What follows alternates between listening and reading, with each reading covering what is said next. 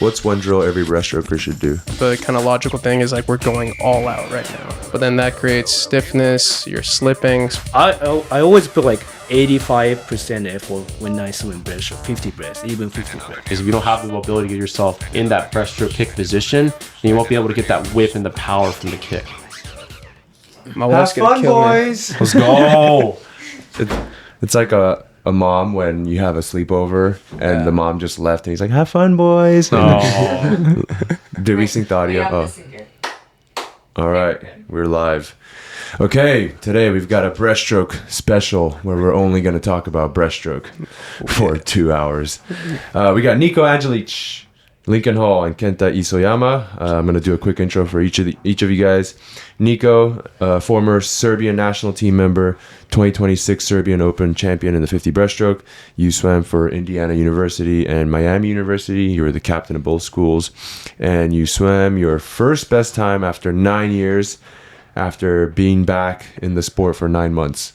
Yes. Took 6 years off, got back to the sport 9 months with ASP, and made it happen. Won a best time.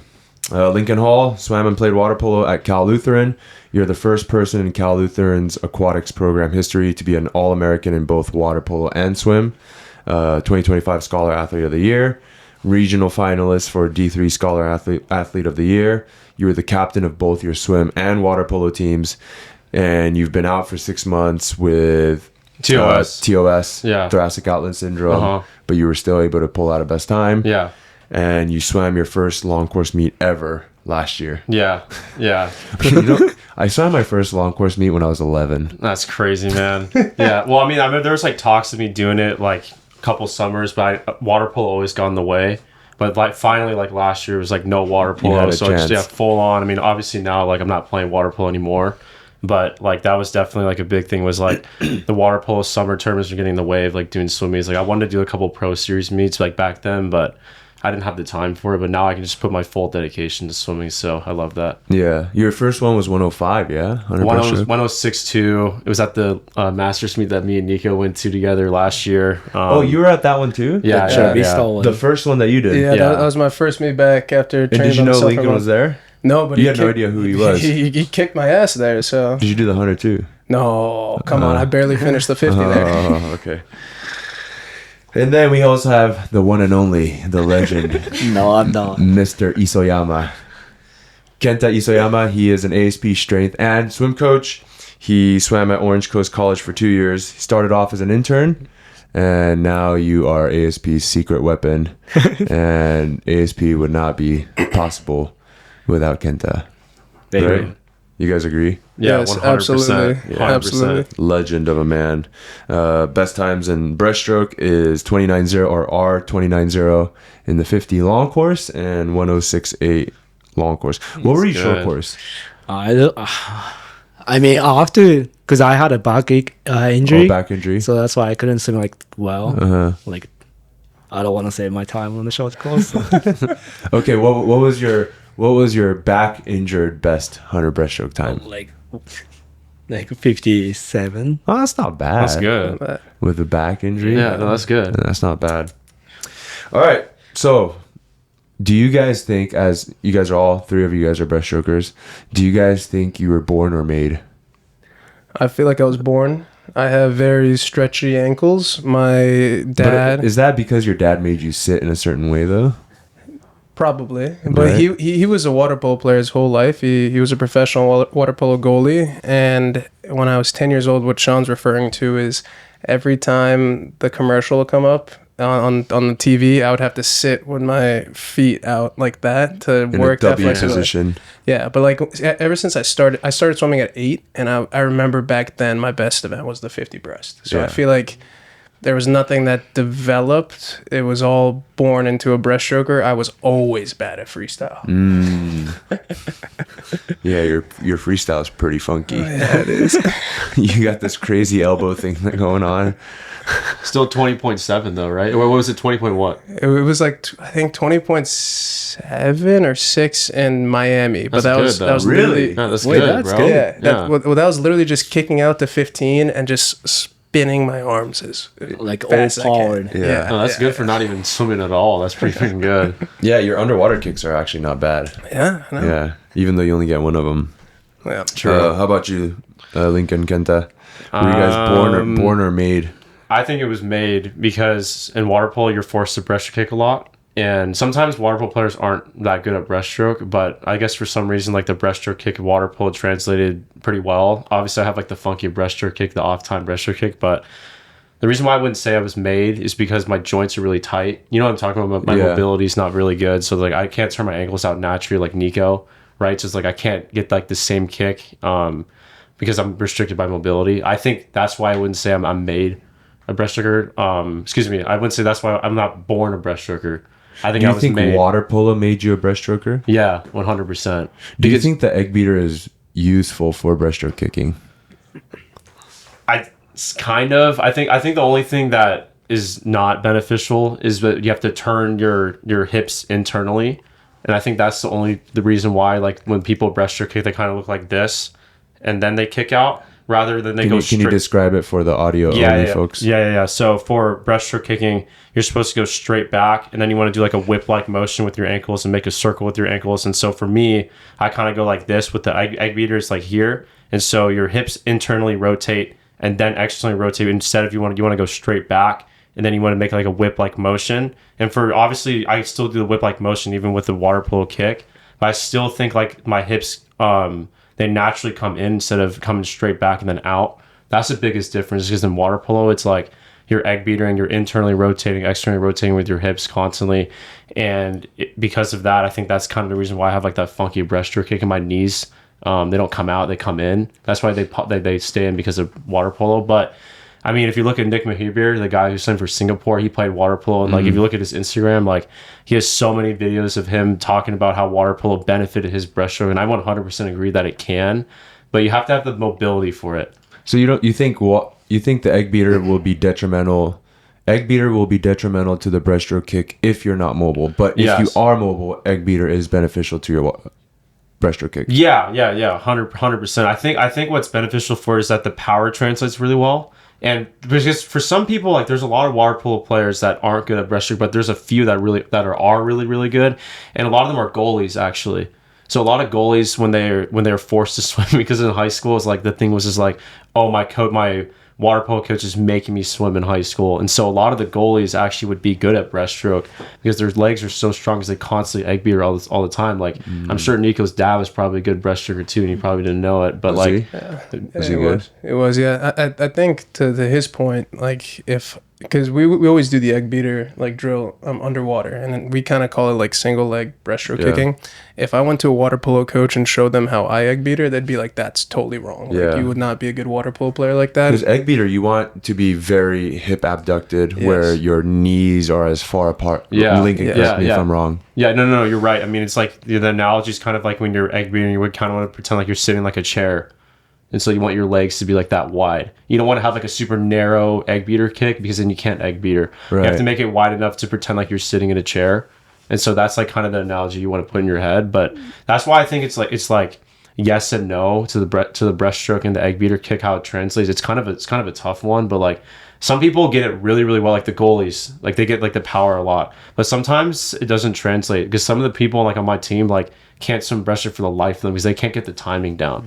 So it's kind of an interesting one. But I know a lot of water polo guys that end up being really successful breaststrokers, but they didn't really care that much. They go like 56 or 57 in the 100-yard breaststroke and be like, I'm done. Like I don't really care. Yeah. I feel like the only thing that the egg beater transfers is the adductor strength that you get, and then also the tibial external rotation, mobility, and strength that you get. Otherwise, everything else is very unspecific to the breaststroke kick itself. It's very different. And the technique, like, you don't want to be out here where your knees are way far apart in a breaststroke kick. Yeah, unless you're Michael. Well, he still has his knees torqued inward. Yeah. So it's like for him, he has such high external rotation. Almost 70 degrees of hip internal rotation. Insane. So that's what helps. Crazy. Yeah, that's so crazy. like that, he's able to anchor his kick, but like he whips it around with his knees coming in before his legs go out. But like for water polo, even just seeing like You or Yeah. like my dad too. It's like I'm sure you have to have like balance. So when you're You doing do. it out wide, it gives you balance to be able to like fend off a defender and like yeah. shoot. So Yeah. it's different. And that's why I have like the uneven breaststroke kick, because when you're shooting in water polo, like for me, because I'm right-handed, my right leg comes up higher. So then that's why when you look at my breaststroke kick, my right leg is untimed with my left leg. And I was talking to Jeff, the head coach at Whittier. He was telling me, he's like, I think that your breaststroke kick's messed up because of water polo. And so it's like, sure, I get the power, and it's like it can carry me for like to like a 5,300 yard breaststroke, but it's like if I want to go down to like a 50 point or like a 49 or 51, like I got to really change the breaststroke kick and make it like an actual breaststroke kick and not like a water polo breaststroke kick. Does your right one abduct and externally rotate more, right? That's the one that... Yeah, I think it actually it comes up higher than my left leg. So higher which way? Towards my butt. I'm not really good with the science terms, but so it's like towards your butt. What is towards your butt? My ankle and like my heel. So my right heel comes up closer to my butt than my left heel. This way. Yes, yeah. And So your knee comes closer to your chest on your right side. Yeah, Right, exactly. okay. So it's like if you're looking at the breaststroke kick, it's like here, when I bring it back, it's like this. It's like that. And so my right ankle turns out more than my left ankle. And so they eventually time together, but like it takes a while the time for it to time together. But it's like one leg is off timed. And I think it's because of water polo. And so that habit is really, really hard to fix. But like every single day at practice, I just like really try and work on it. Yeah. And it's kind of just like second nature for me to breaststroke kick like this. So it's like I'm fighting my own habits every single day at practice to force myself into a good breaststroke position. And that's what I'm talking about, the mobility. Like naturally, I don't have like mobility like other people do. So like I really got to work on mobility every single day in the gym, at home. I stretch like my ankles like 30 minutes a day. And I couldn't even point my toes down when I first came here. Now I can point my toes down. That's great. So it's like the mobility is something that's like so important in breaststroke, because if you don't have the mobility to get yourself in that breaststroke kick position, then you won't be able to get that whip and the power from the kick. Kenta, is this guy getting better? Yeah, I think so. He said, I think hope so. Yeah. What have you seen improve the most in the last 3 months on Lincoln? Like of course, like hip position, trying to like hip higher in the swim breaststroke. Also like knee position is also getting better. Like trying like here, like almost like 170 degrees. Yeah. Thanks, man. Yeah, that's also a good point. Kenta's talking about Lincoln's hip flexion angle. Yeah. Thanks, bro. I appreciate it. It is better. Yeah, I think so. Yeah. I think that's one almost maybe even low hanging fruit for breaststrokers. I think Lincoln and I both struggle with that. Is sometimes when we really focus on the kick, our knees come up too much, creating like almost a 90-degree angle from our. You don't hip. do it as much as Lincoln does though, or pre-Grand Challenge Lincoln. Yeah. There's still like when my timing's off, you can like really when your tell. timing is off. Yeah. What's one thing you guys used to believe about breaststroke that you no longer believe? I remember before I took my 6-year break, like back in college, I thought my technique looked good when I could see my entire head, the entire breaststroke. So I was old school breaststroke. Old school. I was looking forward. Like this. Yes. Yeah. I was looking forward, and I was thinking, okay, if my head doesn't submerge under the water, that means I'm high up in the water, and it's actually less drag. And then now when I came back to it, I don't know why I never thought of this, but the new thing in sprint breaststroke is, and even you see like Leon for the 200, you see guys driving with their head, and that's driving their shoulders forward. They're putting their head fully under their streamline. And I started trying to do it, and I feel like I'm getting so much more out of my pull, out of my shoot. Even my hips are getting higher. And I look back at videos, even when I first started swimming with you guys a year ago, and it's like my pull just takes me up and down. Mm-hmm. It doesn't take me forward. So I'm basically, because I'm keeping my head up, I'm going like this. Mm-hmm. And I'm going up, and then I'm kicking myself forward instead of actually pulling forward and throwing my head between my hands to throw my hips forward. You changed my mind on that too. I never really used to think about the forehead as a focus point in the stroke, but I think that really helps. When you think about slamming the forehead into the water, it brings your hips up. Yeah, there's a really good video. If you guys go back, even you can look up the 2025 Singapore men's 50 breaststroke final. Simone I'm gonna butcher his last name from Italy.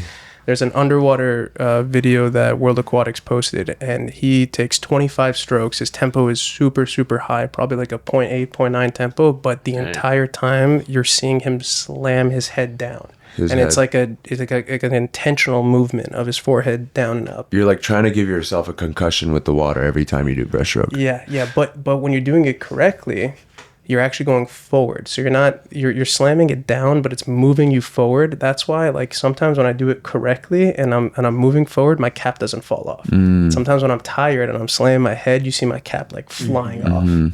So it's like an interesting thing, because he's slamming his head down, but he's moving so far forward each time that it's not like impacting like a up and down movement, basically.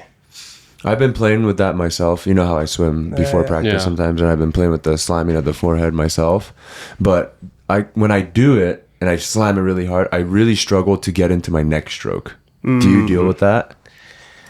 Yeah. It's like my rhythm gets so thrown off that I'm like, oh, whoa. And then I have to reset the stroke almost. So actually a good underwater video of Leon doing his 200 breaststroke, his head is fully submerged under his shoulders and his streamline when he goes down, but he brings it back up a little bit before he starts the next stroke, because you have that glide motion. If I do that in a 50 stroke, I'm going to start slipping at the beginning, because like I'm going to have to start pulling from this motion to then get up. So where are you you're only shooting halfway, where your ears are kind of by your bicep? Yes, I'm trying to get more of it, because for example, Simone, the guy I was just talking about, he actually slams it down under his head, but he kind of starts lifting it up as he's starting to pull.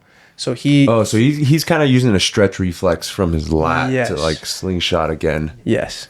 Yeah, the butterflies do that too. Yeah, so I'm playing around with that right now. Like for me, I kind of look down at like a 45-degree angle. So yeah, to your point, I'm like putting my head in between my ears. But you see like Michael Andrew even is like slamming it all the way down. Mikel, he keeps his head a little bit higher, but he has the shoot forward of his shoulders enough that it's actually doing the same thing it would if he was slamming his head down.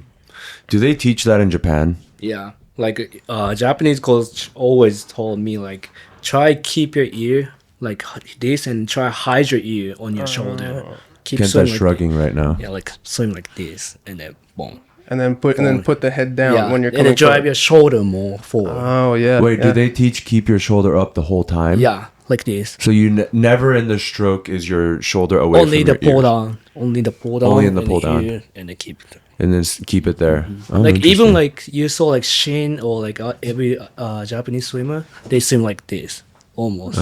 Yeah. Why are Japanese people so good at breaststroke? Discipline.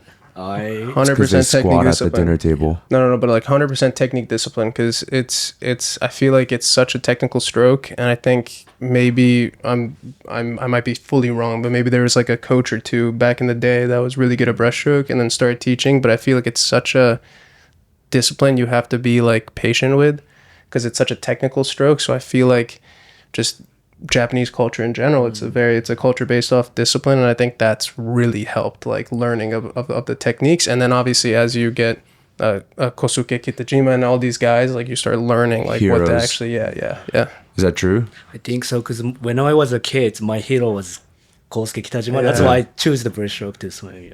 You inspired a whole generation. Is the technical discipline true in Japan? I think so, yeah.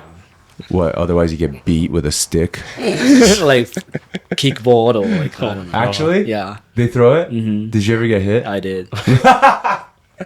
This new training methodology is really good. Hey, you got to start doing that, Kenta. Oh my god! If Lincoln is goofing off, you smack him in the head with a kickboard. All right. Why me, bro? Why me?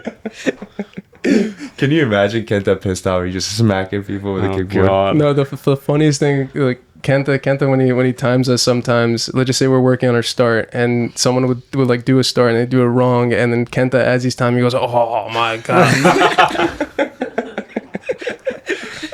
What's the most common mistake in breaststroke that you see from our team? That's a good question now. Or you can even go so Kenta also coaches a high school team, by the way. Breaststroke, come on, man.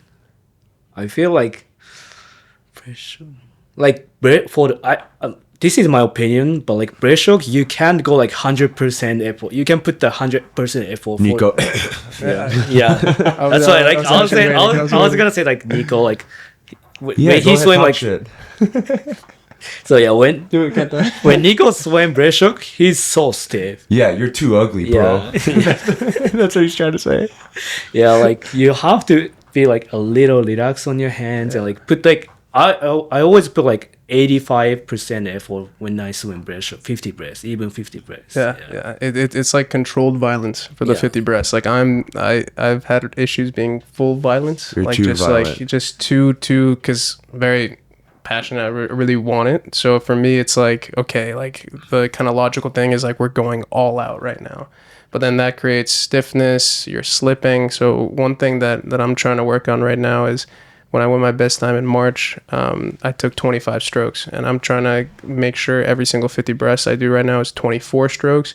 That's simple, just kind of like going a stroke less is allowing me to lengthen out my stroke a little bit, and then kind of working more into that like relaxed speed. The problem for me though, I will say, sometimes I'm too relaxed. So I feel like my first race last weekend, I was like counting Too my strokes the relaxed, entire yeah. time. I was too relaxed, so I didn't attack the race the way I wanted to. Versus like we had like let's just say Sacramento, I was too stiff and too like Wanting it. Yeah. I mean, you can literally see your hand, right, Yeah. Kenta? Like his You- hand, there's no space between your fingers. It's like white knuckling. Yeah, you're white knuckling. Super. Yeah. But the thing is, like, I think you can still go 25 strokes and have fast tempo and be relaxed at the same time. There is a sweet spot in which you can do it. It's the speed and rate in which you contract and relax. That's what it is. It's just not contract all the time. You need momentary relaxations within the stroke.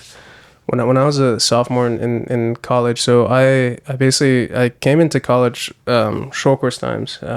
When I was in high school, I was like a 57. My first year of college, I dropped down to like a 56, and I then came into the coach's office in like sophomore year, and I was like, I really want to go 54 low this year. And one of the coaches looked at me and he goes, I think this is possible. You have to completely change the way you swim. He goes, you have so much excess movement. So he was like, I was throwing myself, like, I forget exactly, because this was years ago, but I forget exactly what I was doing. But essentially, I was like straining different muscles that weren't pushing me forward whatsoever. So he really focused on my face, kind of the same thing that you're talking about when I'm doing like dumbbell bench. It's like relaxing my face and only like using my arms and not like straining myself. So that whole year, he was like, relax. The whole time I was swimming, he was... Oh, you've had this problem for a while. For a while. But then I fixed it during that time, and then I took a break. But I fixed it during that time, and I ended up dropping to a 54 low 2 seconds in 1 year, and it was simply because it was like I was relaxing my head. So that's actually interesting. Now I actually remember why my head was up high. Is because I wasn't thinking about it whatsoever, and then I was just wanting to be up in the surface. Now I'm like actually actively like throwing my head, and I don't know. I definitely see that there's benefit to relaxing your face when you're swimming breaststroke, but again, you kind of look at the top guys right now. Like Van Matthijs goes 26.3. You look at his face; he's like this the whole time. It's like there's a element of like that power there, but he's probably, even though he looks like down his face, he's probably relaxing different muscles that he needs to relax to like move himself forward. So, and I'm speaking more from kind of like a spiritual perspective too. yeah. It's like I think in order for you to go to another level, there has to be a complete paradigm, personality shift that needs to occur. Yeah, I'm a very intense person. Yeah. We got to chill out a little bit. I mean, like when I tell you on the dumbbell bench press that you need to relax your face, I could see you trying to relax your face, but the muscles around your eyeballs are very intense. You're like, stay relaxed. And your eyes are like twitching. Like, God damn it. So sorry, Kenta, is that the number one mistake that I you think see? so, yeah. Is too much tension and wanting it too bad? Mm-hmm. What about from a technique standpoint? Is it like mistiming, hip position? I mean, hip position is a big difference. What about hip position? Like, I think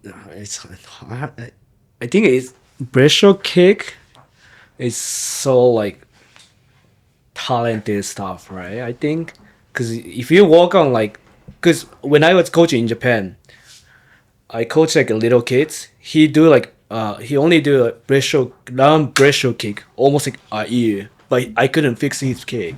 Uh-huh. Yeah, because he doesn't know how to use the hips when you kick in the breaststroke, and then His feet didn't turn out. Mm-hmm.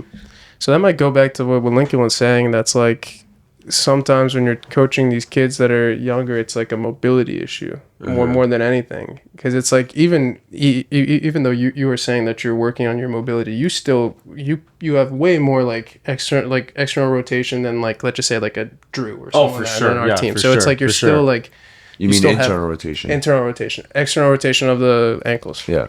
Like if you're gonna compare me to like someone who never swims at all or anything like that, my external rotation of my ankles are significantly better than somebody who doesn't swim, right? But if you're comparing me to someone who does swim, like Bria or you guys can turn your ankles like out like penguins. You know what I mean? So it's like for me, it's like I'm not naturally born with like I don't have like great mobility in my ankles, so it's like every single day I have to like spend like so much time just working on ankle mobility, especially external rotation of my ankles. Because you are like Lincoln, get your knees into this position. It's like I put my knees in that position. It's like yes, it's the correct position, but it's like it's actually inherently going to make me a tiny bit slower because I can't get myself into the position. So it's like I think that's why I think mobility is like really important. So it's like if you start working on like for example like what you did growing up, like sitting down like in a breaststroke position, it's like I think if you're doing that like growing up, like you're gonna be able to have that mobility to get yourself in that position. So I think a lot of it is mobility, and I think that for me, like I think mobility is huge in breaststroke. Kenta, do you think when you're saying the hips, is it they're moving their legs too like far apart, like their knees aren't coming in, like what like about knees coming in? Knees coming.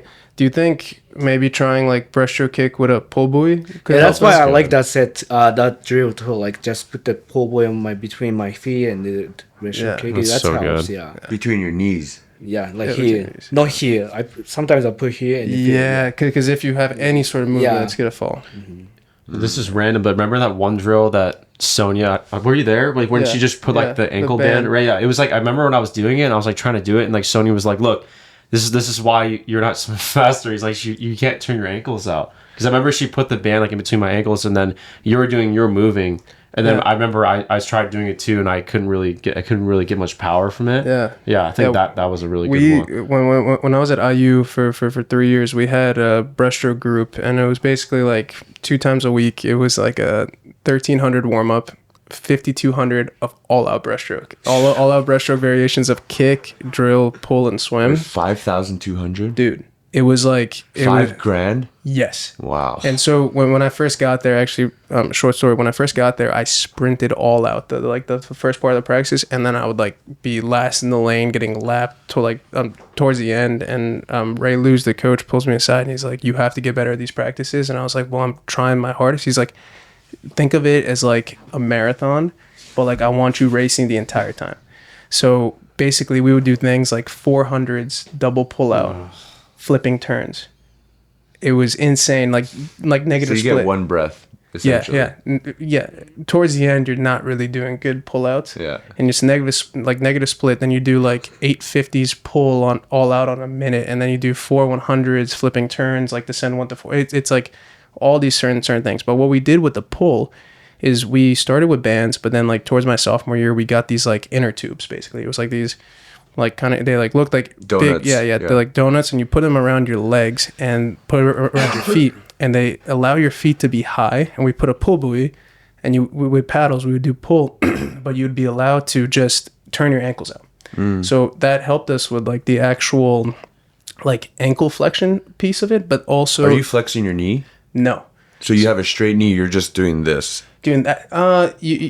You are flexing your knee a little bit, but it turns out to be more of that like dolphin kick-ish, like thing that we're doing. And it's not like you're not focusing on that. It's just kind of your natural like way of when you're moving your body through the stroke. But that also helped us like focus on the pull, but then also make it more natural to a breaststroke stroke. So if you go out, if club teams are doing breaststroke pull and they're not allowing their kids to even like do like a dolphin kick motion or anything like that, I feel like that's just getting like that you're just getting outside of like the realm of what a normal breaststroke looks like. Your hips are going to be way too low. So it's like we're not using that kick as a propulsion aspect, but we're just using it to like keep us in the same line of what a pull actually like looks like. And I was talking to Bria this morning about that.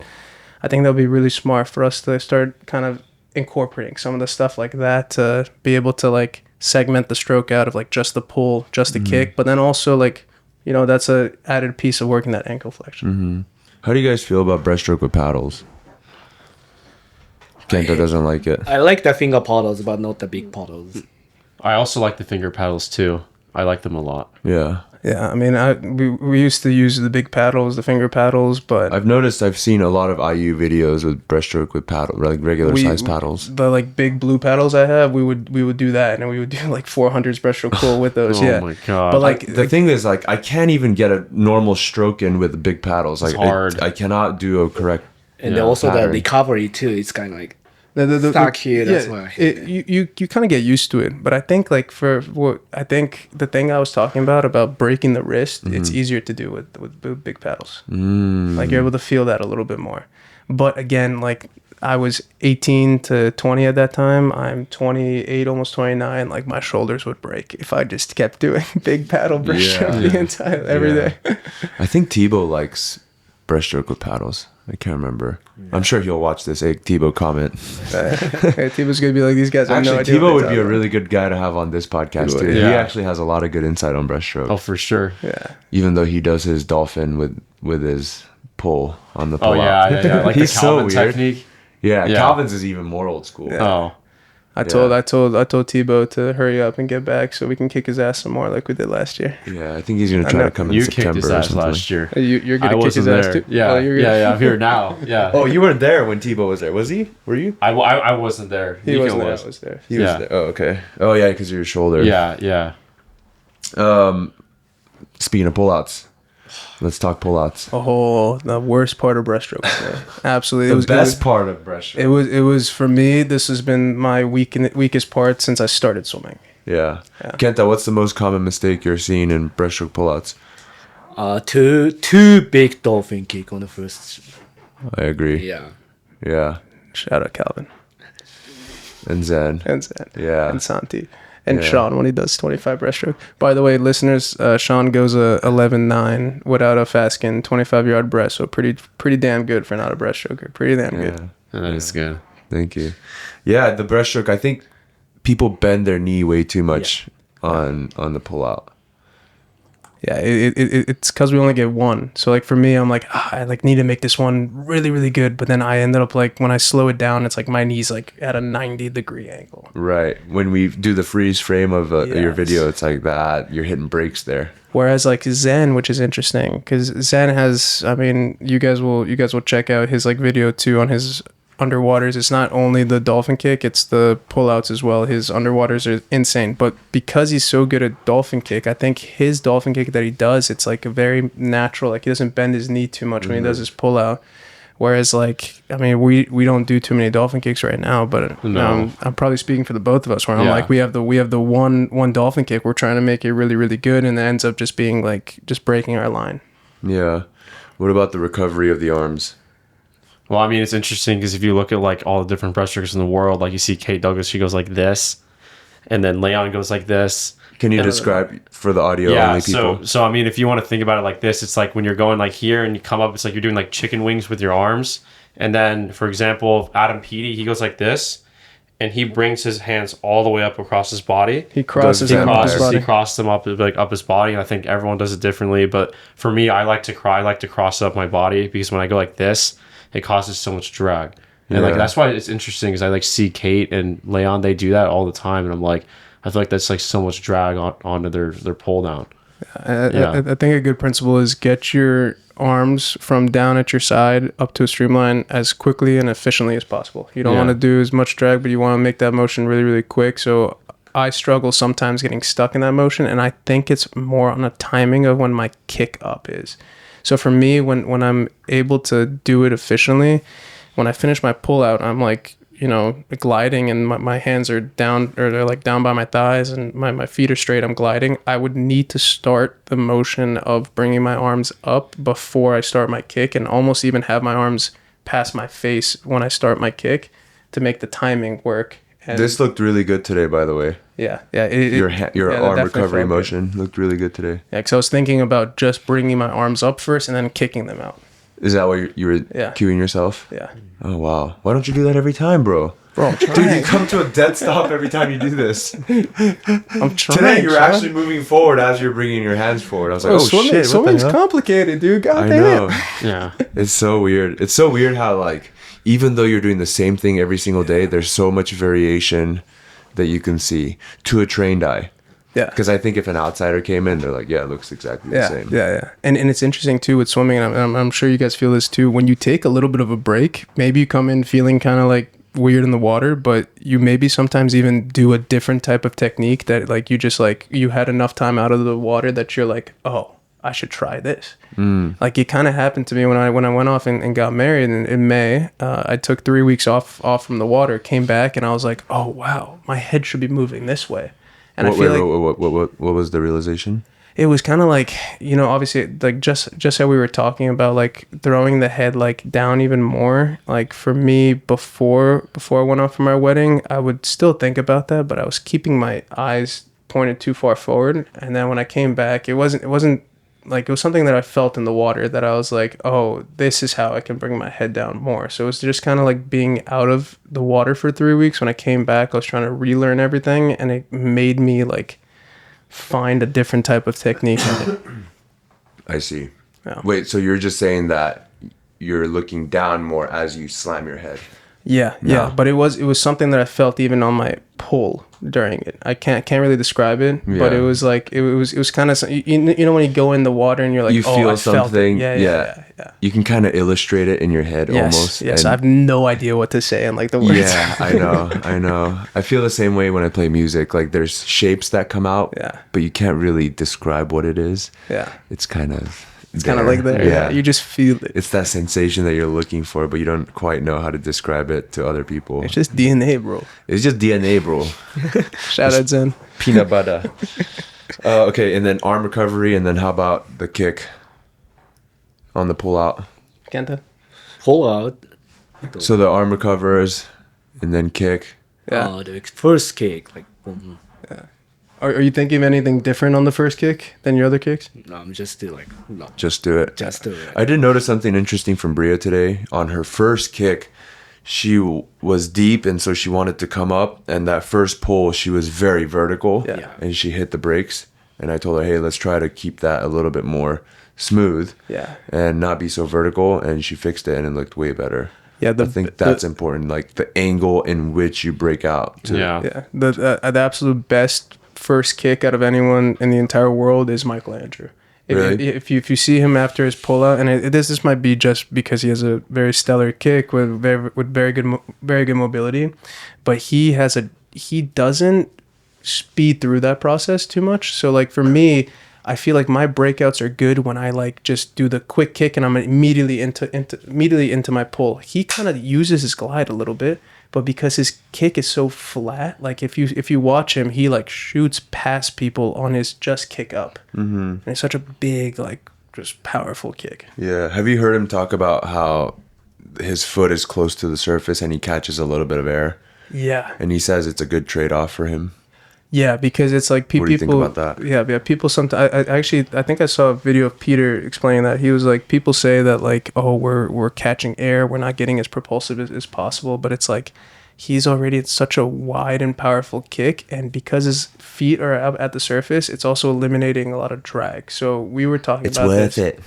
We're eliminating drag, but it's worth it. Michael's, look at how beautiful his kick is right here. I'm not doing the answer.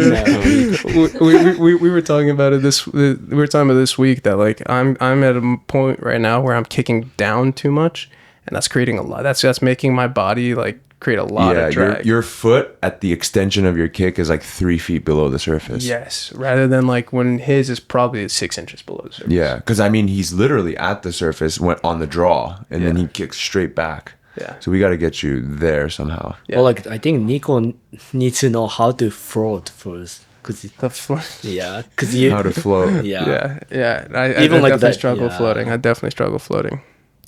I do too, though. No, you don't. Not as much as me. Yeah, like diving glide, and you can hit the 15 meter. I can hit the 15, but I come up like this. Okay, but is that a question of buoyancy? It's because, okay, I actually had this conversation with Katie yesterday. So our coach had this girl demonstrate. She was a little bit more on the, how do I say this nicely? There's more adipose tissue, and that tends to float. And she was making a point to the whole team, like, look how strong her core is, and she's able to hold her body line very well. Everyone needs to keep their core strong. And she was kind of like hinting to the guys that our core wasn't strong, and all the dudes, you know, with heavy legs, we just sink. Yeah. But like she was no effort at the surface floating. Is that how much of that plays into floating and like your legs being heavy? I mean, I think that plays a lot, but again, it's like I feel like I could still be doing better of anchoring my body a certain way, squeezing my core, squeezing my glutes and stuff. Because obviously, yeah, I'm a stockier dude. I have a lot of muscle on my body, and I'm a heavier dude because of that muscle. But I feel like I need to get to a point where I can come up to the surface and like actually like glide through. It's actually interesting when I have fins on and I dive in, the fins give me enough buoyancy that I'm able to like come up flat. But when I'm by myself and just like kind of just diving in, I can come up at the 15, which used to be like the 12 meter mark. Now I can come up at the 15, but I'm coming up like completely, like my legs are like, I'm almost vertical. So what do you need to flex more? I don't know. I don't know. Honestly, It's probably your hips. Probably the Your hips. glutes. Probably the hips. It might be also the amount of pressure I'm putting down on my chest, because it's Lean on the buoyancy of your lungs. Yeah, and it also might be like the entry angle as well, because we always talk about like, I think before Sacramento, what we were focusing on is me not coming up like kind of in this angle, in this like 45-degree angle on my pullout. More coming up like we said, an elevator, not an escalator. Yeah, For the pullout. Yeah, and I was able to get to a point where I can like control my body enough to do that. And I think it all started with the angle of my entry of my start. If I go too deep, I'm done. I'm too heavy. If I go too deep, I'm like a rock sinking at the bottom of the ocean. Can you describe that elevator versus escalator for the people? Yeah. So when you guys think of an escalator, it's going up on like a 45-degree angle, and if you think of an elevator, it just goes up and down straight. So for me on my pullouts, I would dive in kind of deep, I would do my kick and my pull, and then I would get my body into this 45-degree angle as I was exiting the water, as I was getting to the surface, which just one created a longer distance in the wrong direction for me to travel, and two, you think about my legs are down, my arms are up, so much drag is hitting me. Whereas coming up like an elevator, you dive in, you flat out immediately, and through your pull out, you kind of gradually come up this way versus having my legs so much farther down from my arms. So we're just trying to keep the head and the feet in the same line. Yes. The whole time. Yep. To eliminate drag, and also that works the distance as well better. Lincoln does a pretty good job of that. He does, yeah. Yeah, but to piggyback off what you guys were saying, I had something in my head. So Calvin floats really well. He does. Calvin like literally could sit in the water, and like I remember he was doing the other, like it was like a month ago. I'm like, he's like, how do you do that? He was like, get better at it, bro. I think he has hollow bones or something. Yeah, because he was like literally just like his head. I saw him go like this, like arms out, Yeah, and he was just chilling for like 2 minutes. I'm like, how are you doing that? And like I was like, because I'm the same way as Niko. Like my legs sink so much when I swim, because I'm very similar to Niko, where like I have a lot of muscle in my legs, and like every single time I come up to the surface, like the same thing. If I dive and glide the 15, I'm like this. Mm-hmm. I'm like the same way. My legs sink so much, and vertical, yeah. I mean, it's just like I have a lot of muscle in my legs, so I sink a lot. And it's like whenever I put like a tech suit on, like a Mizuno or something like that, like I drop like an entire second, because the tech suit really gets my hips up. But your pullout, you're pretty even the whole time. I am pretty even. What would you tell Niko in order to make that more even? What are you doing that he's not? I think maybe it's my entry on the water off the dive. I think maybe Niko sometimes dives a little bit too deep. I'm not saying because obviously it's good that you kick your back leg up. Sometimes maybe it's like maybe a little bit too much, and I think it's kind of causing you to go all the way down like this. It's because you bend your knee. You come up here. And I think for me, like I kick my leg up like high enough to the point where I'm not like super deep. It's like a balance. It's like where you don't want to kick it up. Like it's like Zen, for example. Like he kicks up just a little, like just enough to be able to get his body like this instead of like that. He kicks it up with a straight knee. Yeah, he does. You kick yours up with a bent knee. Yeah. And I think that's what causes you to go deep. Yeah. So if you keep the leg straight the entire time, like when you're having us do like the what's it called? The African heel click that you call it for Calvin. Yeah. Whenever you have this do the African heel click. He's about to cancel the whole ASP, bro. That's appropriate. He's from Africa. Yeah. But like, remember we were doing that drill, and like Calvin, for example, he was keeping his legs straight too when he was doing it. And then like when I was trying to do it, like my knee was bending too, but I really try to just keep my legs straight the entire time. And so my entry on the water is a little bit better now because I'm not kicking my leg up with a bent knee. I think keeping it straighter because I feel like there's a good amount of time when you were telling me about my dive, it's like your legs are apart, and so then I stopped kicking my leg up, and then I was like, I need to kick my leg up again, so I started kicking my leg up, and then I kicked it straight, and so then my angle on the water got a little bit better.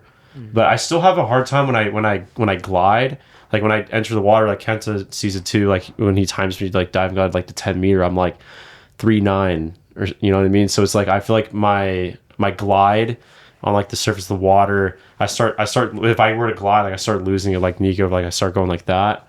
I'm not really sure like why that Who's better at dive and glide? Niko's better than me. You're better than him? Yeah. I will say for Lincoln, and I would be very curious if like we both put on like a po buoy ankle band and then just did like pull. I feel like you would beat me in pull. He obviously, Lincoln has an insanely strong upper body, but I think like your breaststroke pull as well as your pull out, I think you hold more water than I do. So it might even be like the actual pull out motion that you're doing is causing your body to be more flat as it's coming. You're saying it's stronger, or he just has better leverage? I think it's both. I think it's stronger and better leverage because I think I struggle sometimes with my mechanics of my pullout. Sometimes I go too wide. Sometimes I go too in. Sometimes I go like you left arm down, right arm over. It's like it's all sorts of weird stuff. And Lincoln doesn't deviate too much from what he's doing. It's like he catches well up here and goes straight down. And I mean, obviously, like this man like does 2 pull-ups at 136 pounds. So I mean, it's definitely you're like strong. You're strong like upper body, but that honestly might be like the way you're anchoring yourself might be why you're able to get more flat out of this. Yeah. Can we? Who's coaching out there right now? Like Matt, I can talk to you. Can you just shoot him a text right now? Yeah, it's the club. But actually, back to the floating thing. This is if you guys follow Kenta on Instagram, this might be dug up in the archives. But Kenta did a 1-stroke breaststroke challenge last year. It was a 50 breast where you go. Is that with you or me and Santi? No, Kenta just did it. Kenta did it at his Costa Mesa. Yeah. He tagged both of us. Remember that? And he goes. It's the whole challenge is you do the start, you do a pull up, no strokes, get to the other side, turn, pull out, 1 stroke is all you get. And I swear, Kenta did his 1 stroke on the way back. He did it at like the 12 and a half. At the 12 and a half, and he finished his stroke at like maybe the 15 meter mark, and this man floated for 10 meters. It took him maybe 30 seconds to float those 10 meters, but he never, his legs never dropped. He was like moving forward the entire time. So Kenta, any pointers you have for this floating? When I throw, I didn't try. Just let them go. Like, just relax. Yeah, just relax. Just let it happen. Let it be, bro. I think Calvin too, though, because when you guys do a streamline, you guys look so like try. But like when you Calvin do like streamline, he's a chill, more relaxed. Yeah. Come on, man. It's a balance. Like I said, it's a balance. It's a balance. It's a balance. But I think you need, in order to find balance, you have to go all the way to the other side of the spectrum, so you know what that feels like. Because how do you know how to get to the middle if you've never been to the opposite end? True. Yeah. You need a vacation. No. I already took a vacation. Yeah. Kenta, what's your Instagram so people can go find it? ISYM At ISYM _KNT. at Isoyama Yeah. Kenta. Yeah. Oh, it's Isoyama Kenta with all the vowels. That's what it is. Lincoln, talk to me about thoracic outlet syndrome. Yeah, so pretty much it's like the compression of like your what's it called?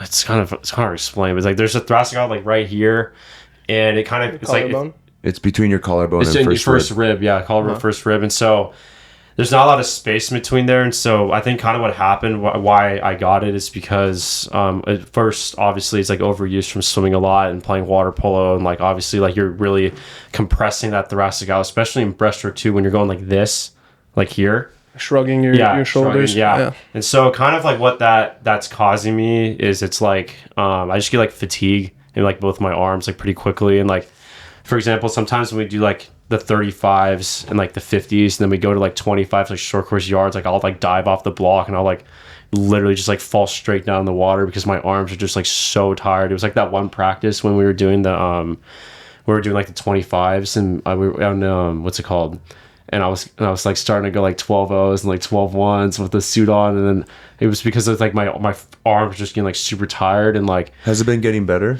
it's kind of like been the same, I'd say, for the last like 6 months. I'd say it hasn't gotten worse, which is good. So it's like this is like something I could train with, but what's it called? It's livable. You know what I mean? It's like I wake up and I'm not like, oh my god, like this is like the worst thing ever. Like, you know what I mean? So it's not something that like I want to have, but like it is what it is and stuff. Like I've accepted to it. Like I've accepted it's like I've come to terms with it. Like I live with it, and like I just do what I can to, you know, keep swimming as much as I can, because I moved out here and like I want to do whatever I can to keep swimming professionally, and like I just love it so much. So it's like I'll be willing to do anything to be able to continue my swimming journey. And so I've been working really hard with Dr. Josh on trying to work on my serratus, and because that kind of takes pressure off your thoracic outlet. So I've been working really hard with him on that, and that's actually gone a little bit better. My serratus is, I've been activating a little bit more, but I think definitely at first when I was out for all that time, I think it definitely took a hit on me mentally. Like, you know, like watching everyone swim and stuff like that was pretty hard, but it's just nice to be back in training. But it's like, you know, it is what it is. But you still won a best time. I did, yeah. What did you learn from that whole process of being injured? Or I don't know, is that an injury? Do you define that as an injury? I don't even know. Like, yeah. I guess it's an injury. It's a chronic. Well, it's a chronic injury. It's a chronic injury. Okay, Yeah, so so whatever. Okay, your injury. Yeah, And you chronic were still injury. able to go best time. What advice can you give to people, or what lessons did you learn? Just yap about that. Yeah, so I mean, first off, the first lesson I could definitely talk about is like keep moving forward. You know, Zen always would talk to me about that, like even after races and stuff like that, or like whatever. He's like, you want to keep moving forward no matter what. You don't want to go backwards. So for example, when I was kind of like nobody knew what was going on, I like shut down, and like my dad and like my mom were like, Lincoln, you gotta go on walks. You gotta move forward. Like you can't just sit on the couch all day and do nothing and like kind of just like I cry and like be like, you know what I mean? Like no one knows what's going on, and like I think that's really important to be able to keep moving forward. Hence what's going on. ACL tear, meniscus tear. Like my mom has like 2 meniscus tears in her knees, but she's still moving forward. Like she's still walking. Like she's still doing the Zumba class, stuff like that. So it's like, I think the most important thing is like if you ever get injured, you want to keep moving forward. And you don't want to sulk too much. You can accept it's like, oh, like, because if you're like, oh, like this is the worst thing ever, like I'm never going to get better, then you're actually going to believe that you're never going to get better. So I think it's really important to accept what happened and keep moving forward. How important is that belief in the actual physiological repair of your injuries? Oh my God, it's huge. It's like if you don't believe that you're going to get better, you never will get better. Mm-hmm. Like if it's like when I messed with my adductor like 5 weeks ago, like I didn't have like a crazy reaction. Remember when it first happened? Like I like felt my whole groin, and so like I learned from the last one. I'm like, it happened. I'm just like, it is what it is. Like it happened. Like I learned from what I learned from that. And so then when I keep moving forward, like I know what I need to do and I know what I don't need. Like I shouldn't do this, I should do that. Yeah. And so I think it's really important to keep learning, especially like when you are injured, like learn what you can do and what you can't do. And so it's like you shouldn't be afraid to try new things. And so like with the adductor injury, it was like I was talking to Zen about it and stuff like that, and it was like keep trying new stuff, like don't stop moving. You know what I mean? That was like my number one thing, is just like you don't want to just sit around and do nothing, because you will start deteriorating like so quickly. Like when I like first like kind of was still like out for like the 6 months with TOS, it was like I stopped moving and I gained a lot of weight. Like I gained like 10, 15 pounds. And like I remember I came back and all in one spot too. Yeah. I gained like a bunch of weight. And like I remember I first came back to here, and like the first person I saw was Niko with his shirt off, and he was like freaking shredded to the bone. I'm like, jeez Louise, man. And so that's when I told myself right there and then, I'm like, I gotta keep moving forward, like no matter what. Because like I feel like when I like came back and I was like, holy crap, like this is crazy. Like it's crazy when you don't do anything for like 3 months, like what happens to your body. Like, you look like a completely different person. I feel like it was sometimes you take it as like a blessing in disguise. Like for example, so his adductor injury, he was out from breaststroke kick for like a few weeks, 3 weeks maybe. Yeah. And then you were doing like dolphin kick, you're doing some fly and stuff like that. Yeah. And then this week was the first week you kind of let it rip somewhat. You were like 90%. Yeah. And you went like 19.5. 19.8. He went close. He went 0.2 off his PB 35, taking one less stroke, and your technique is probably the best that I've ever seen it, because you were focusing. Bro, I appreciate that. While you were doing dolphin kicks, you were focusing on your head, your arms, and then because you couldn't really rip the legs, you made a shorter kick, and that really worked your timing. Yeah. So I'm really excited to see. Thanks, bro. I appreciate it. I'm really excited to see what you swim these like meets coming up, and then especially in like September when you go to Taiwan. And I think because you had some time to like reassess after that injury, I think you came back stronger from a technique wise. Yeah. Thanks, man. I really appreciate that. Yeah. It's true, because it's like when you're injured, like especially with an adductor injury, it's like I was putting too much pressure, and that's what I was talking about with my breaststroke kick. Like my knee, my legs come in first like this instead of coming straight back and out. And so I think it was forcing my knee to like literally have my kick come like straight back and then turn my ankles out and then whip the kick, instead of because I was putting too much pressure on my adductors, and so it was forcing me to use other muscles. So I was is it your right or left? It's my left. You hurt your left. Your left. Okay. Yeah, left adductor doing a Bulgarian split squat, going from 50, 60 to 70 pounds, and I should have warmed up more. Your right leg was in front?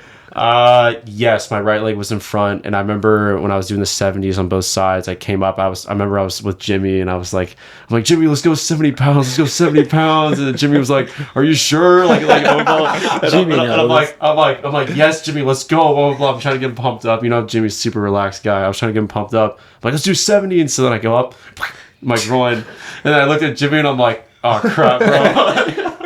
So yeah, I like fully just destroyed. Wait, how much Jimmy used after you? He did the 70s right after. Oh, okay. Yeah, he just like about to say, just puts the 70s away. Yeah, his 30s. Yeah, no, he cranked them out right after. But yeah, I'll definitely talk about Jimmy later in the podcast. I have a lot of good things to say about him. Say it right now. Well, we're on the topic. All right. Well, what a guy. First off, trained with Jimmy for 2 months, and nicest guy ever. And Who is Jimmy? Jimmy Chen is the Taiwanese 100 breaststroke record holder with a 101.0. Yeah, and he's the man. I mean, he went best time in his 50 breaststroke last month at the Smock meet. Yeah, I'm super proud of him. Oh, dude, sorry. Yeah. I just watched the Smock vlog. I just reviewed it. Jimmy, he's quite cute in it. Yeah, man, he's the best, dude. But it was funny when you guys were talking about like being like too relaxed and too too like Niko. Like I feel like me and Niko are like the opposite of Jimmy, because Jimmy was like too relaxed. And so I remember like Jimmy in the gym, he like doesn't go to the gym that much, and so I'm like Jimmy, I'm like, you gotta get mad, like you gotta you know what I mean, you gotta like tense a little bit, because That's was like his low hanging fruit. Yeah, his low hanging fruit was he's like too like, you know what I mean, he's just like too relaxed. And so I was like trying to even like Ben too, for example, like even when he's in the gym, he's like too relaxed, and I'm like, bro, like come on, like when he was like Ben was like slamming like the med balls, he was like, and I'm like, you gotta like. Let's put some effort into it, you know. Yeah. And it's like they're putting effort into it, but it's like it's a little bit too relaxed, and so that's why I was like, I'd always like nudge Jimmy to like like push harder, and like I think that's part of the reason why he went best time too, is because he learned how to tense a little bit more and relax. So it's like I think honestly it's better to be too relaxed and too tense. There's like a balance, but I'd rather be too relaxed than too tense. We need to marry Niko and Jimmy and make them have kids. Yes, exactly. That'll be the ultimate breaststroker. Yes, exactly. No, one of the most impressive things I've seen in swimming so far was, so for example, Jimmy swam 3 meets when he was here. I think the first one he went like a 28.5 50 breast. Second one he also went a 28.5 50 breast, and then the third one it was smock. And he swims the morning race and he goes 29.1, and I was like, oh man, Jimmy's gonna be pissed because it's like half a second off of what he was going and stuff like that. Bro also took like 20 strokes, I think. Yeah, he took like 20, and he gets out of the water, and I was like, how was that? He goes, oh, it was okay. I swam a little slower than I wanted to. I was like, were you going all out? He's like, yeah, but tonight's gonna be better. And I was like, yeah. I was like, absolutely. He swims the night race. He went 29.1 in the morning. He goes 28.10 at night. I'll go, Jimmy, what was different? He goes, oh no, I just wasn't cold. What? And it was just that like made that. no sense to me. Yeah, but just like he was there to have fun. He didn't put too much pressure on himself. And this was the last race he was swimming in America. And he didn't put too much pressure on himself. He was like, you know what? Tonight, I swam whatever I swam this morning. Tonight's going to be better. And he just like, I didn't see him do anything different outside of just like, continue to like attack the race. And he went his best time just purely off of like the belief. Yeah. Which was really, really impressive. I definitely got motivated seeing him do that. This sounds like advice that you need to give yourself. Absolutely. I think you're saying it out loud for a reason. Well, so I can actually hear my voice from these. So I'm trying to absorb the advice by yourself. Wow, yeah. Jimmy's what a guy. Yeah, good dude. Yeah, I think the Smock vlog is gonna come out after the Zen's vlog, but it's pretty good. Jimmy's in it. Yeah, he's the man. He was my training partner for 2 months, and I think me and you can never really train together because we're always doing 2 different things. Yeah.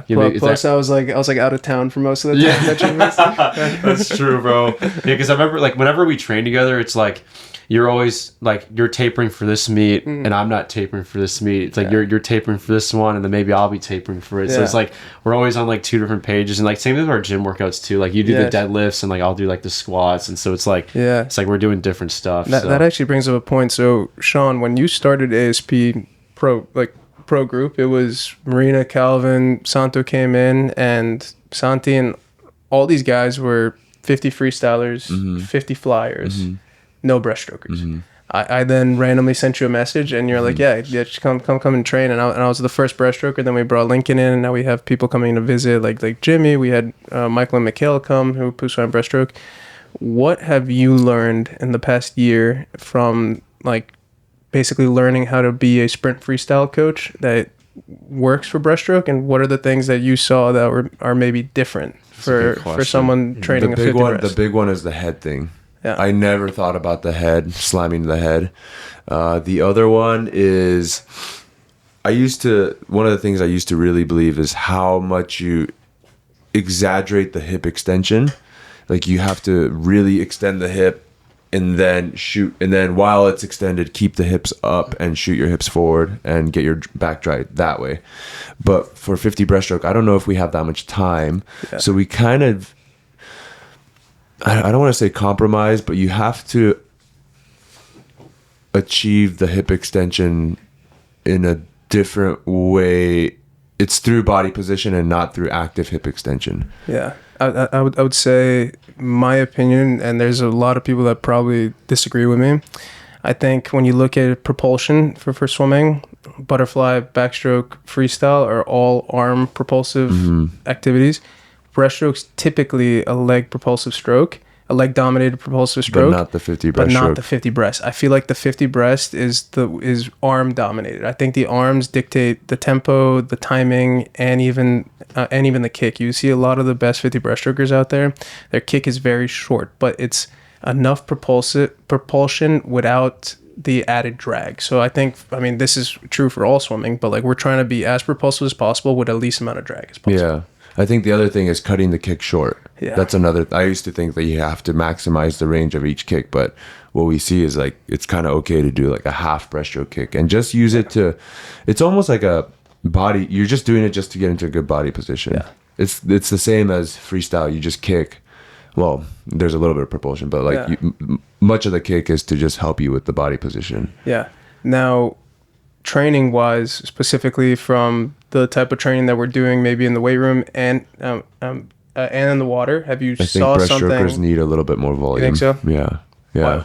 Why is that? Because in free backstroke fly, it's a little bit more of a continuous motion, opposed to breaststroke. There, even in a 50, there is a slight pause that occurs, and because of that slight pause, the actual volume, even though it's 25 yards, the actual volume of work that is happening from breaststrokers is a little bit less. Yeah. And I know this personally too. Like if I do a 25 freestyle all out, it's way more taxing than if I do a 25 breaststroke all out. Oh, yeah. And so, and also breaststroke being such a technical stroke, I think you need a little bit more volume to get that skill acquisition component of breaststroke swimming. Yeah, because if we're going like easy, like if we're training in a yards pool and you're telling us to do like, let's just say 2 kicks, 1 pull, I'm taking 2 strokes. Right. You don't get enough volume for skill acquisition. Yeah, and it's like a fast 25 for us is like 5 to 6 strokes, and it's like our 50-meter races are like over 20 strokes. So it's like, yeah, you definitely need a little bit more of that volume. But a thing that I was really interested in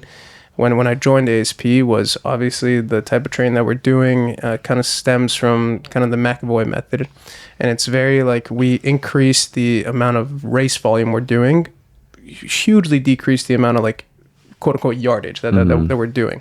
And I was the reason I wanted to join and do that is because that's the fun part of swimming, right? The fun part of swimming is racing, putting on fast skins like 2 times a week and just going off doing 25s, 35s, stuff like that. But I never really, I had like this, maybe even a little bit of doubt in the back of my mind. I was like, am I going to swim faster? Is this going to work for breaststroke? Because it's like very specific to like kind of 50 freestyle type of training. But it was really interesting that like every single person that's come here as a breaststroker who's done this workout has gone a best time. And I think it's, you can take it. 3 people, yeah. You can take it from any sort of event you're doing, just breaking that up into like incremental things, just like Cam's doing. Like he's working his 0 to 15, then he's working his 15 to 25, his 25 to 30. I think you can do that with any sort of stroke. So I do agree that breaststroke needs a little bit more volume, but I bet you we're going to have some listeners going like, well, how am I supposed to do breaststroke if I don't do, 4 100s all out, 400 stuff like that? I feel like breaststrokers in general is used as more of like you need really like a big aerobic base. Freestyle aerobic base or breaststroke aerobic base? I'm not sure. Like, I mean, do you think breaststrokers say that they'll need more breaststroke swimming in general? I feel like it's mixed. I feel like it's mixed because I mean, there's like some practices where I do like 10 100s like max like VO2, and like I remember like like some people would be like, I'm gonna swim this like IM. Some of the breaststrokers would be like, I'm gonna swim this IM, or like I'm doing every single one of these breaststrokes or something like that. And it's like doing like 10 100s breaststroke, it's like so taxing on like your adductors. And like I remember when I was one of those guys that would do everything breaststroke, like all like the max VO2 stuff would be all breaststroke, and like we do 5 1s kick all out, all breaststroke, and like everything was all breaststroke. And like I do so much breaststroke, like I'd start kind of just like messing up my knees and stuff like that. And your technique. Yeah, my technique. And then so one of my good buddies who trained at Cal, his name is Luke Rodarte. He was a finalist of the Olympic trials in the 2024 in the 100 breaststroke 59.7. I talked to him a lot about the kicking, and he was like, yeah, like incorporate like freestyle kicking and like other stuff like that, because he's like, if you Tebow talks about that. Yeah. He was like, he's like, with breaststroke kicking, it's like if you do it if you do it too much, it's like you're gonna get injured. And it's like it's good to try other kicking. If, for example, he's doing like 10 100s kicking, like he'll do some of the freestyle kicking. Tebow's always talked about how sometimes he can't get his heart rate high enough with just a breaststroke kick, so he'll do 50s repeat with breaststroke with a flutter kick. That's smart. In order to be able to hit that heart rate that he will hit in a race. Yeah. Speaking of flutter kick, another thing that I'm kind of realizing, and I don't want to do it right now because we're kind of in championship season, but moving forward, I want you guys to start doing a little bit more freestyle all out and butterfly all out in training, because I think you can't hit like a neural ceiling, like you can't develop your neural ceiling just doing breaststroke in the water. I agree. Because that raw output is way less in breaststroke, and so for us to develop that, I mean, we have the weight room where we could develop it, but that's still general to the water. So I think we need to do a little bit more freestyle and butterfly just from a neural capacity raising. 100%, because I've been doing fly the last like 3 weeks, and you probably feel better doing breaststroke. I feel better doing breaststroke because I remember what's it called? I did like the 50 fly with Ben last week, and I remember Saturday, yeah, and I remember I did the 50 fly, and like after I was freaking gassed. Yeah, I was freaking gassed. And you don't get that gas. No, exactly. No, I don't. And like I do. Yeah, but you would get even more gassed if you were doing freestyle. Yes, absolutely. I mean, absolutely. Like for sure, like some 50 breaststroke, 100 breaststroke, I'm feeling like super, like I feel so much lactic acid. But when I was doing like 50 fly, like I was like, my lactic acid was like through the roof. And like when I do like 25s fly or like 35s fly, I can like really feel it. But if I were to do that freestyle, I would probably be like 2 times as much. I think freestyle really gets your heart rate up more than fly, in my opinion. That's me. More than fly. Yeah. Freestyle more than fly? Yeah. For me. I agree. That's just me. I don't know. Do you disagree, Kenta? I mean, yeah, I think fly is harder for me. Yeah. For you? Yeah, because I don't have any powers. Yes, you do. Like I'm a super technical swimmer. Yeah. That's why like fly is harder than free. I've never seen your fly actually. I mean, you want to see it? Yeah, I would love to see it, Kenta. Yeah, we Kent and I, after championship season, we can race a 50 fly before we switch the pool over. That's unfair, though. You're trained. Yeah, you're trained. Niko, he's trained too. We'll race a 50. We'll race a 50 fly. Kenta's an Race a old man, 50 fly. He's got back pain and stuff. Yeah, dude. Is your back better? Yeah, it's getting it's better. Good now? Yeah, I did a power clean yesterday. It was fine. It was good. No warm up, bro. He went straight into it, man. Yeah. That's you gotta smart. be careful, bro. I need to work on my hamstring too. Yeah. What did Josh say? I didn't talk Josh like that much about my back. About your back? No. Huh. Another interesting thing about I think the neural ceiling too, but more just like kind of building that breaststroke up. Mikkel likes to do the USRPT 425 set for his 50 breast, not even his 100 breast. Yeah, Michael mentioned the same thing. Yeah. Because he feels like you become more efficient as you get more tired. Yes, because I feel, and I've actually never done that set, and I was going to talk to you after the season to like start doing a little bit more of that sort of training. That's why I started doing like the dead stops and stuff like that, because I'm trying to feel what my stroke feels the last 15 meters. And I feel like by the 25, like 4, I think it's going to be like, I'm going to feel what I'm going to feel in my last 15. 25-4? The 25, number 4. 425. 425. 425. I just said it weird. I like translated it from Serbian in my head, and I did the grammar different. I was like, what are you talking about? The 425. Yes. On number 25-4, I will get much tired. Kurva. I apologize to all the Serbian listeners there for the profanity. The 425s is really an amazing set though, because when we did that meet together in April, when I did like the when I went to like 105, and like it was like 2 weeks of training it, and I was like almost the same time was last summer. I mean, hence like last summer it was like I was like training like not like a lot because of like work and stuff, but like like doing just like the 25s, like the 425s, like 3 rounds in like the 30 seconds, like with Bria every single like Tuesday. Like I remember when I did like when I took out my first 50 on the 100, it was like that 30.3 or whatever 18 strokes never felt easier in my life. It was like so smooth. And then the second that I kind of ate it at like the very end, because it was only like 2 weeks of training for the 100, but like I think it really benefits the 100 a lot too. Yeah, but I think the sprint endurance. Yeah, exactly. Yeah. We've been talking about the 50 breaststroke a lot. Yeah, we have, man. How many, or what advice do we have for 200 breaststrokers? The 200 breast? Don't do it. Don't do it. Actually, the 2 breast long course is actually pretty fun. I always hated pullouts, so the 2 breast short course yards is way fucking harder than the 2 breast long course. It's just like a hypoxic event. Yeah, it's just a hypoxic event at that point. But I feel like I think breaststroke, even at the 50, but especially in the 200, you have to pull then kick. You had the timing of it is you're pulling. When you're like about to shoot, you bring your feet up. Then you bring your feet up quickly and you just kick through, and that doesn't change between the 50, 100 or 200. You just lengthen out the period between the strokes.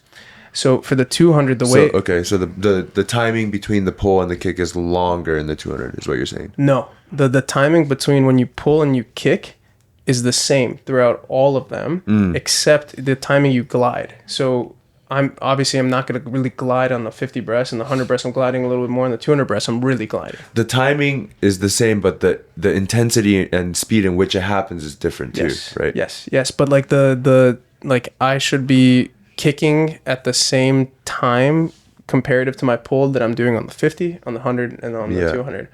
For the 200, I think, especially long course, you have the opportunity to really focus on that glide. The way I used to swim the 200 a little bit, wasn't that great of a 200 breaststroker, but the way that I thought of it was the first 50 was always easy speed. It was always over gliding. It was basically like gliding to the point that I was almost uncomfortable how much I was gliding, but because I had the adrenaline of it being a race in the first 50, like it was always shorter than what I thought I was gliding. Then basically I would build the second 50, and then I would kind of actually send the third 50. I would send the third 50, not like up my tempo, but up my intensity on the third 50, and then the fourth 50, I'm just like trying to get back. Hanging on for dear life. What was your best two breast? I think my sophomore year of college, maybe like a 220 flat or something like that. I'd never dropped under 220, but I went like, I think it was 220.0 something. And I think I actually swam it pretty smart. I think I was like a 107, 112. So it was like a pretty like evenly, it was like an evenly split type of race. Yeah, it's crazy. Good. Lincoln's never done the two breast long course. Never done it before. He definitely needs to. I've only done 2 events, long course, the 50 and 100. Have you done the two breast short course? Yeah, I mean, my coach would make me do that. Where did you go? 159. Oh, that's pretty good. Yeah, 159. I remember I would do it. It would be like, it was crazy. Like during like dual meets and stuff, I go like 210. Yeah. And I'm like, and then holy you rest, crap. And then I dropped like 11 seconds. Like it was crazy. I remember like the meet before my championship meet, I was like 210. And I'm like, holy crap. Like I don't know how this is going to go. Because I was just like focusing on the 100-yard breaststroke. And then I remember like out of nowhere, I like looked up at the clock. I'm like, so like 159. I'm like, where did that come from? Like, cause I swim so much better when I'm rested. Like it's crazy. I'm like a completely different swimmer. Yeah. We've never rested yet. No. I've never. The entire time you've been with ASP. Did we rest for that college meet last year? We did, but like it wasn't really rest for me because I was working like at the beach like 8 hours a day. Yeah, because he wasn't. You were like a part-time trainer. Yeah, too. I was like a part-time trainer. Like I was working like 50, 60 hours last summer. It was freaking crazy. But he has a meet coming up in September. That'll be his taper. Yeah, that I'm saying that's the first time. That's the first real taper meet I will ever have with you guys. So.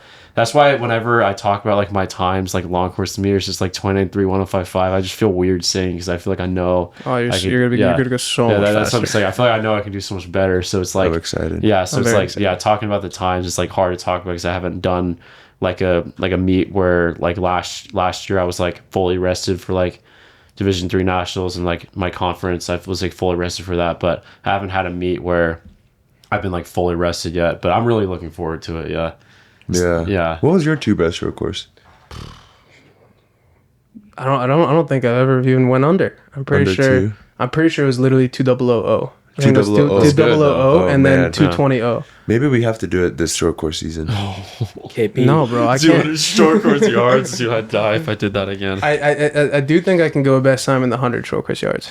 We'll do that. Wait, what did you go on the last year's KP, like Legend of Coaching? 50? The 100-yard? Yeah. 57, I think. 7. Yeah, dude, off of like, that was my first time that I did. Wow. That was the first 100 You beat Santo. That was the first 100 I did in like 7 years. I actually, at Serbia Nationals this year, I swam the 400 medley relay, and that was the first 100 breaststroke that I did in 7 or 8 years, and I was like... Where did you go? 104.2. Oh. That's good, bro. Yeah, it wasn't bad. And I did the first 50 like a 200 breast because I was really scared about this. Wait, I think I saw the video. Yeah. What did you go out? What was it? 29.9. Oh, that's good. 34. 34.3. That's not bad. That's good, bro. I was more. I didn't know how to swim it because it was like Haven't done it so 7 years long. out that I was like I was going so slow the first 50, and then on the way back I like kind of opened my eyes and I'm like, okay, I am almost there. Let's keep going. And then I saw the 15-meter mark and just the piano dropped on my back, and I was like, fucking please finish. You almost won the best. I mean, that's like pretty much like your best time. Yeah. Close to it. Yeah. If we were to make call sheet bets on the stroke count of the Olympic gold in the 50 breaststroke, what do you guys think it'll be? It's like, Okay, so this is actually a really interesting question because so I was just in Serbia, and I had one coach from another club team come up to me, and he was like, "Hey, how many strokes do you take on your 50 breast?" And when I went my best time, I said 25, and he's like, that is just way too many. Like that you like need to go, like you need to bring that down. And for me, maybe, but I've seen people go 26 in the 50 Italian breast. dude was 25, right? 25. There's a Russian dude that has been going like 26 mids, and he's like 25, even 24, 25 strokes. One of the guys that it was a European junior. A European junior. He's from Czech Republic. He won like a 27-1. He took 26 strokes.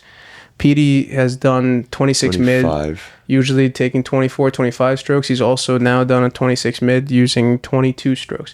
Van Matthijs takes 21 strokes for his 26.3. So it's like... Van went 22 strokes? 21 strokes. 21 strokes? 21 strokes. Oh, shit. I didn't know that. Yeah. So basically, you have people in the world right now who can go 26 seconds in the 50 breast, going anywhere from 21 to 26 strokes.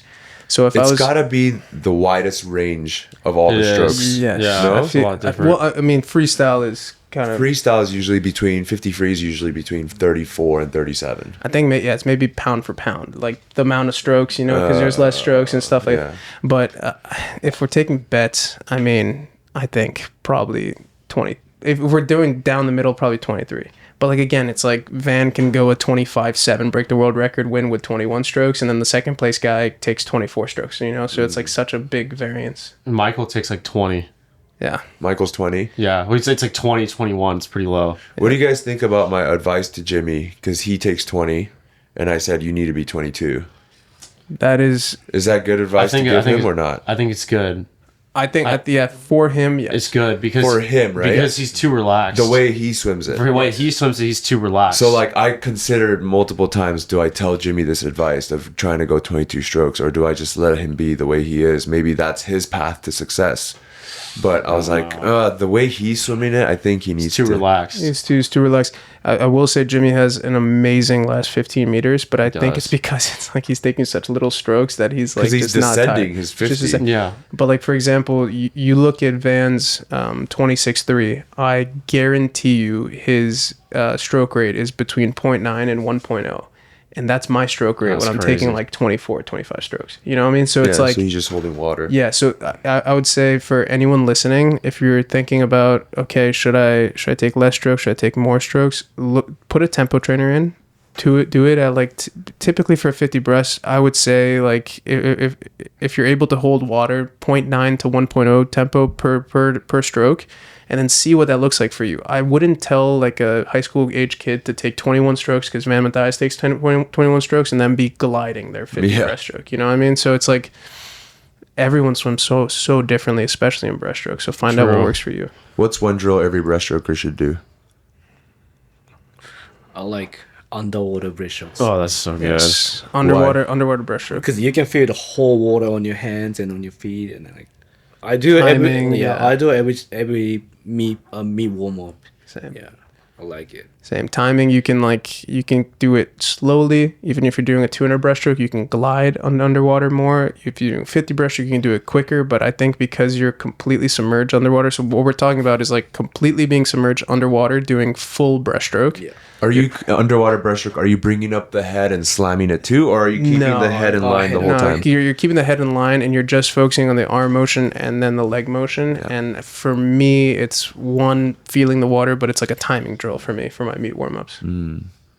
What are other drills? I like the one breaststroke, like one dolphin kick drill. because whenever I kick with a dolphin kick, it forces my hips up every single time. And it's like whenever you think of like whenever you see like the best swimmers from the world, like you go like Casper Corbeau swim, his lower back is dry the entire time, and so that drill really forces you to bring your hips up. And so there was actually a guy that reached out to me. He's I forgot where his name's like Eric Anderson. I forgot where he coaches, but he reached out to me and he was like, your breaststroke kick with your dolphin kick is bringing your hips up, but when you do the breaststroke kick normally, your timing is a little bit off. And so I think the breaststroke kick when you swim breaststroke with a dolphin kick, it helps a lot with your timing. It also helps a lot with bringing your hips up, so you feel what it feels like to bring your hips up in that lower back dry. And so if you can translate that breaststroke kick similarly to that dolphin kick, because I think a breaststroke kick is very similar to a dolphin kick, except at the very end you do a breaststroke kick and not a dolphin kick. I think it's very similar. So if you were to do like a drill that helps a lot with your timing and helps a lot with keeping your hips up, I think that's a really good drill to do.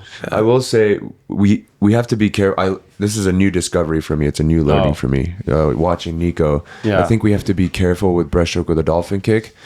Because if you're using breaststroke with a dolphin kick with the sole purpose of getting your ass out of the water, then what I noticed on Niko is he puts his foot down really deep during the dolphin kick. He puts his foot down really deep in order to get his butt up, and then that was also translating to his breaststroke kick. So it was in order to get his hips up, he was bringing his feet way down in order to do it. So I think if we do it, we have to be careful on how low we allow that dolphin kick to come down. Yeah. It's got to stay higher up on the surface.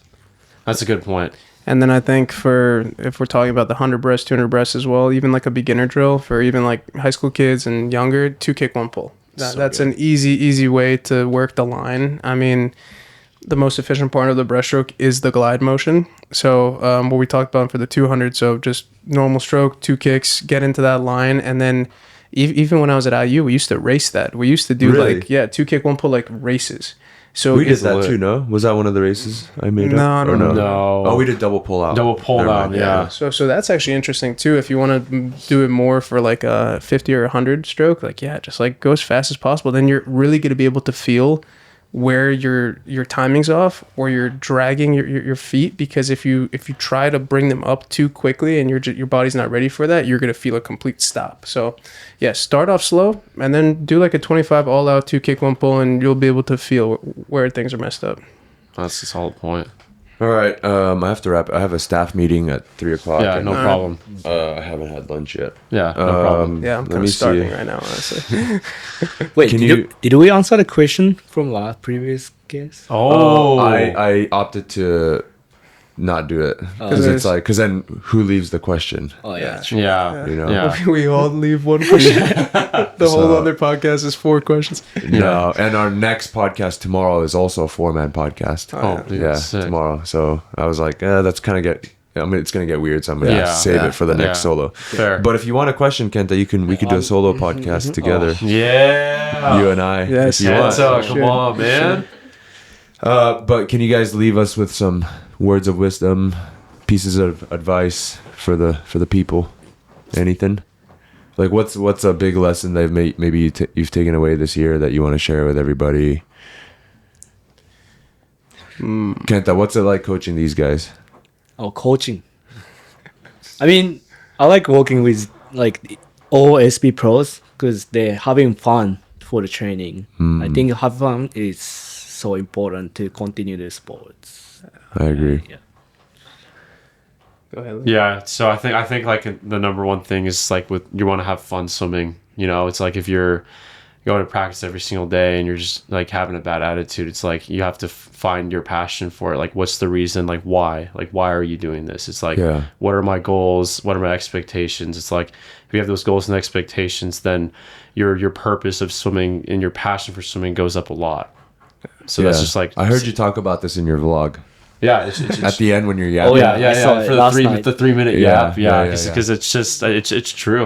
What's your vlog? Lincoln Hall's Life. Lincoln Hall's Life. Because at Lincoln Hall's Life. Yeah, at Lincoln Hall's Life. Go subscribe. Yeah, go subscribe. Comment. It's life. in swimming and outside of swimming because I'm more than the swimmer. I like spearfishing, I like surfing, I like hiking. It was pretty good. The vlog was good. Yeah, thank you. Minus the random pauses everywhere. I told you the And random transitions the random everywhere. pauses were because of the names. That had me and Kamal cracking up, bro. We were laughing our ass off. Vlog number 2 is coming out. It is going to be the sectional swim on Saturday. So okay. I'm going to be filming that. Tight, Yeah. cool. Hell yeah. Niko? We kind of alluded to it earlier, but I'm someone that holds things really tight to myself, very, very, very intense. I'm very passionate about swimming. I have very big goals in swimming, but sometimes I like It works against you. it works against me because I assign my identity to how fast that I'm swimming. Yeah. So You are more than just a swimmer. I am more than just a swimmer. I'm a husband. I'm a brother. I'm a son. And for me, I think You're a friend. I'm a friend. Oh, thank you. But one thing that Sean told me. So I basically I was done with swimming in 2020 after I graduated college. I took 6 years off and I came back last June. And Sean's like, dude, if I came to you 2 years ago and said, hey, you're going to be swimming next year, you'd probably say, no, I'm not. Your career is completely over. This is all icing on the cake. This is the cherry on top of your swimming career. Have fun with it. So that's something that's a constant struggle for me, but something I'm continuing to work on, that this is all for fun. My identity is not associated to how fast I swim, and it's a real privilege to be able to do it every single day. Yeah. It's awesome, man. Awesome. All right. Niko, your Instagram is at Niko_Andjelic. Andjelic. Lincoln is at Lincoln Swims. Yep. And Kenta is at ISYM_KNT. Yes. Dang, I'm good. That's good. All right. Thanks, everyone. All right. Bye. Thank you. Bye.